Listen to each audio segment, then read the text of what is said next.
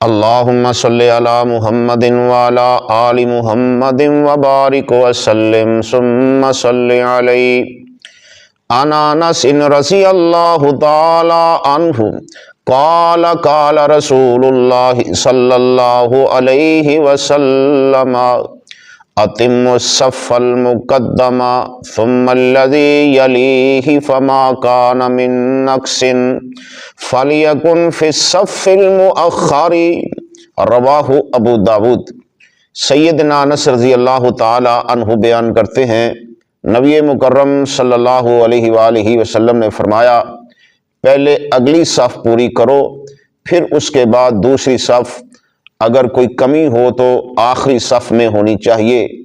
اس لیے ہمیں پہلی صفوں کا دھیان رکھنا چاہیے، پہلی صفوں کو مکمل کرنے کے بعد پھر دوسری صف بنانی چاہیے، پھر تیسری، اسی ترتیب کے ساتھ۔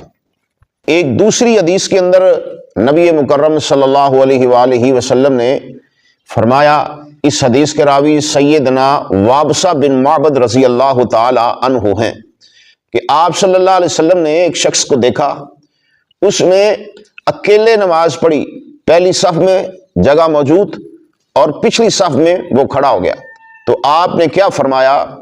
نبی پاک صلی اللہ علیہ وسلم نے فرمایا ان یعید الصلاۃ، اپنی نماز کو دوبارہ لوٹا۔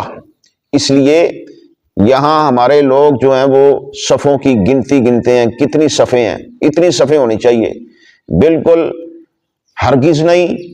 پہلی صفوں کو مکمل کریں، اس کے بعد پھر دوسری، تیسری، چوتھی صف بنانی چاہیے۔